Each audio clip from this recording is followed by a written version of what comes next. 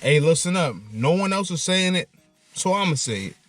Gleipnir is the best anime of the season of spring 2020.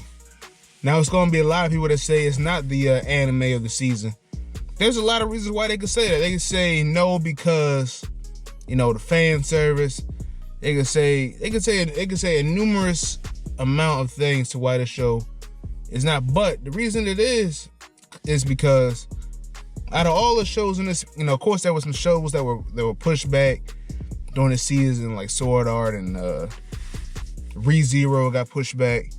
But it's a lot of season twos with like already established fan bases, fan favorites that we know and enjoy. There's Food Wars, there's Love is War, there's Fruits Baskets, and a new Black Clover still going. It's a lot of ongoing shows that people like and we enjoy. But for a breakout show, for a first season, this show is very, very underrated.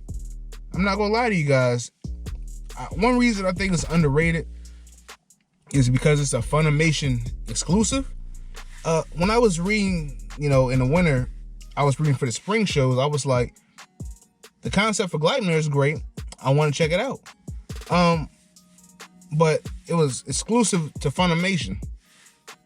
I feel as though if this show was on Crunchyroll, so I think I could be wrong. I don't know shit. I think if this show was on Crunchyroll, that it would be a more popular show.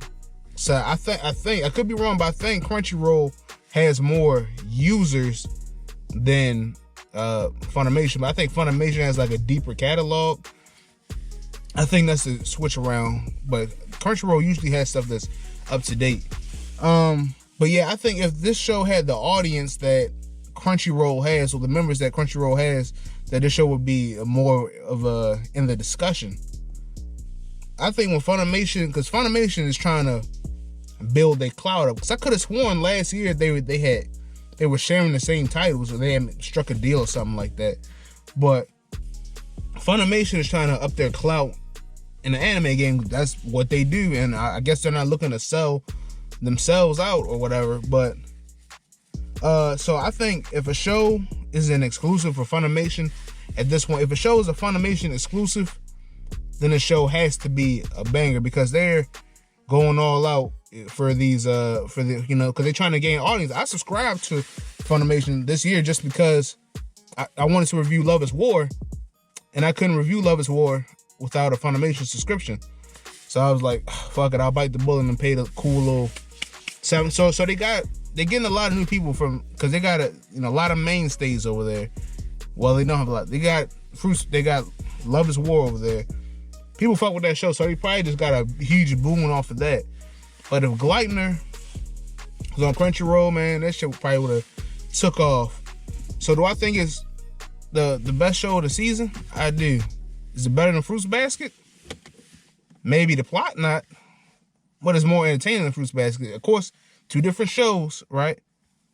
Food Wars. If you like Food Wars, you like Food Wars. It's on the 4th season. I'm behind on Food Wars for like a season. It's a great show though, but of course it has an established fan base. Can it really be called animated season? I take it like by because it's kind of like a cheat code if you use it, if you give it to a reoccurring show, show of the season, because it's already a hit. So it's on its 4th season. Obviously, it's a good fucking show, right? Food Wars is probably a show of the season. Probably a few seasons when it first came out. But yeah, man. So better, I'll take it over Food Wars right now. Was Love is War? I love Love is War. Now that show, that's a great show. Understand me. I think that's the best. That has some of the best characters I've seen in a long time. Best characters of the season, best characters in a while. Name one cast better. You know what I'm saying? But I'll take, because like I said, that's their 2nd season. So I'll take Gleipnir. I'll give Gleipnir the edge over them as they first, and it's they're keeping the audience. It's the art of keeping an audience, man. So, Food Wars, Fruits Basket, what else? Tower of God. Tower of God I don't know if you watch it. That's a Crunchyroll. I'm sure you watch it. Crunchyroll exclusive. You know, so you know it has to be great. If your exclusives are trash, your platform cannot be taken seriously. Understand that. But yeah, so Tower of God is really good, but and they have good characters. But we still got a lot of questions in that show. We still got a lot of questions in this show. But this show gets like Gleipnir gets your show, it gets your blood pumping a little bit. And they got a little bit of fan service, a lot of action. It's so it's a crazy ass show. Tower of God is a more traditional shonen style of show. It's a more progress, it's a good plot. But Gleipnir is like, it seems like it's pretty unconventional. It's supernatural, and it's a lot of things in one, you know. People getting inside of a fucking furry, you know, suit. It's crazy. But as far as shock value, entertainment, it's a decent plot. It's not bad.